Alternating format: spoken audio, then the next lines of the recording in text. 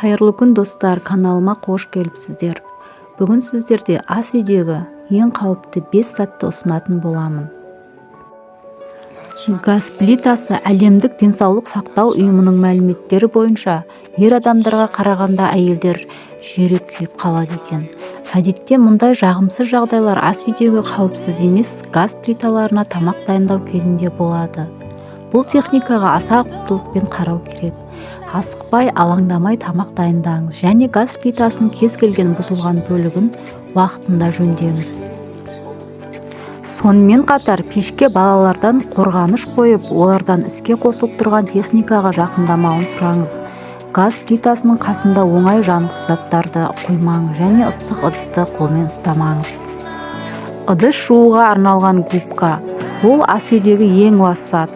Әр ыдыс жуғаннан кейін губканы тамақ пен майлардың көзге көрінбейтін қалдықтар қалып қояды. Олар жуылумен және ылғалмен қосылғанда бактерияларға арналған қолайлы орта жасайды. Егер оны аптасына бір рет ауыстырып тұрмасаңыз, ыдысқа жұққан бактериялардан түрлі келеңсіздіктер болуы мүмкін.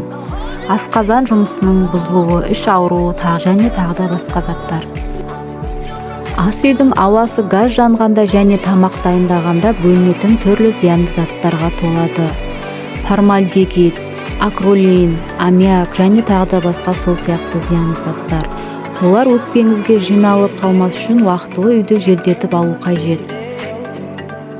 Бізде 4-ші кезектегі ол тостер.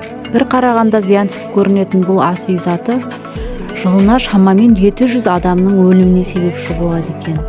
Олар тоққа тығылып тұрған құрылғыдан тұрып қалған нан бөлігін пышақпен алу кезінде тоққа түседі екен.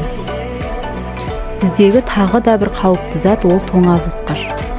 Тоңазытқыштағы өнімдер, әсіресе тоңазытқыштағы бір-біріне үстіне қойылған тағамдар зиян.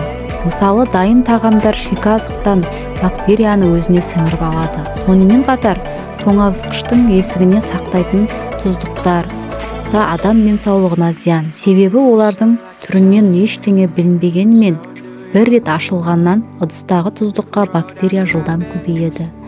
Тамақтан уланбас үшін етті, көкөністі және дайын тамақты бөлек-бөлек сөреге салыңыз. Азық-түліктің жарамдылық мерзімін жиі тексеріп, уақытты өтіп кеткен өнімді бірден лақтырыңыз.